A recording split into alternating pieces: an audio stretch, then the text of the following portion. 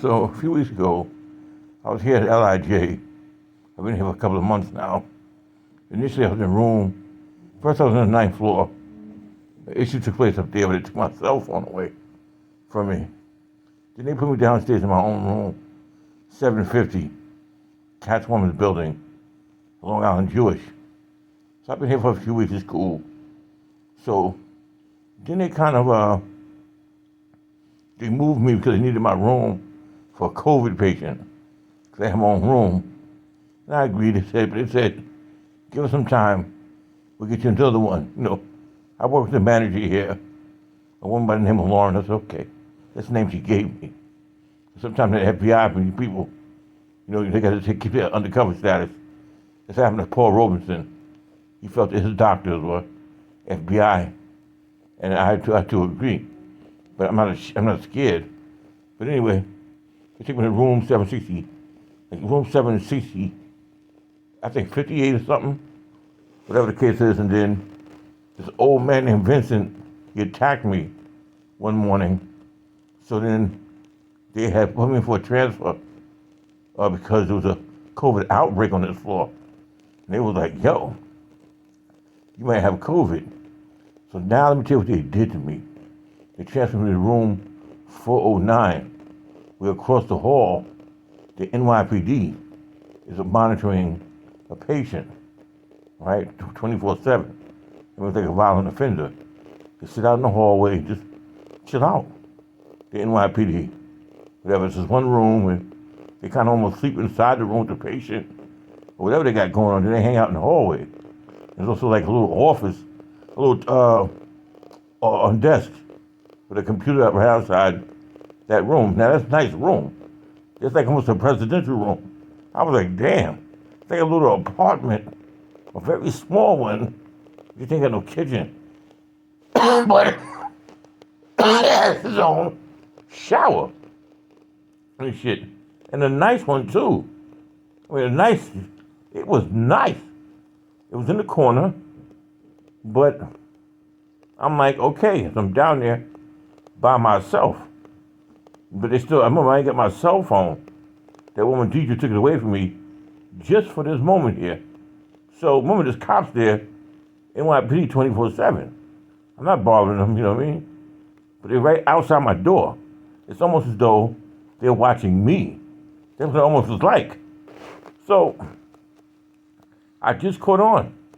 So as I'm, settling in, getting used to be on that floor, I had to ask, can I take a shower? They was like, well, we got to get a court order.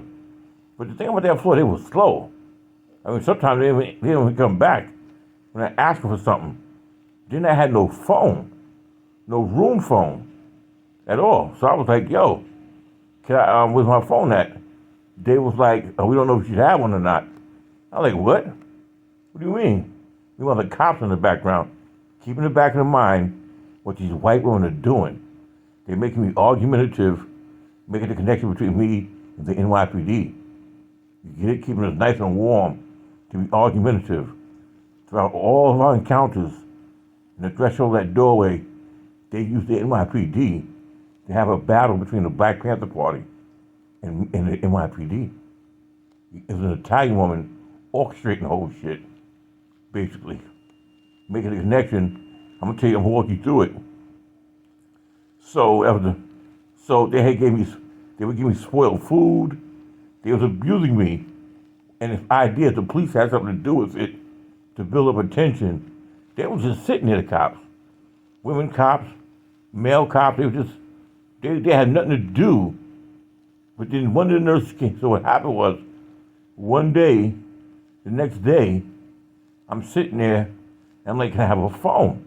Let people know where I'm at. Harry, Cortland, and they was like, no, you can't, because, and check out what the Italian woman said, with the New York City Police Department sitting right behind her, trying to play it off like what? What do you think? You understand it psychologically. She said to me, the Italian, the mafia ones, they want to battle with the Black Panther Party. Had said specifically, or whatever, you are a psychiatric baby. Exact words, with soul.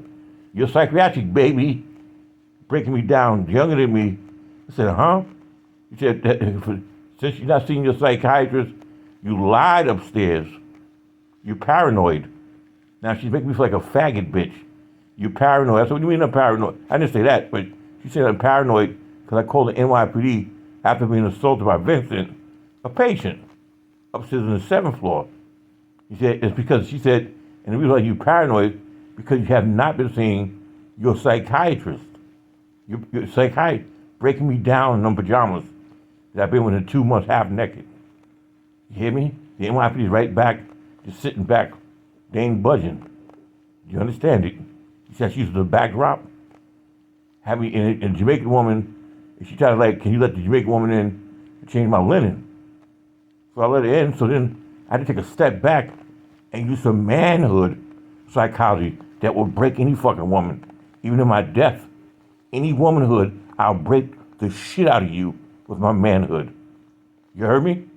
And I took a step back and said, well, who's my psychiatrist? And her eyes blinked out. She said, I don't have the details changed up, switched up, building up a problem between me and police officers.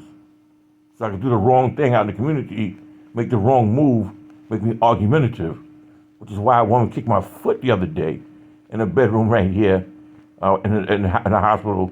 As soon as I started Bible study, she came and kicked my foot, a young Indian nurse, to keep me argumentative for who? The NYPD. When I'm out in the fucking streets with the lab coat, the white scrub the nurses wear. And you hear me? And then after that, last night, a woman started an argument, a PCA, over my garlic knots here on the table right here, basically, to make sure I stay argumentative so I can start fighting police officers.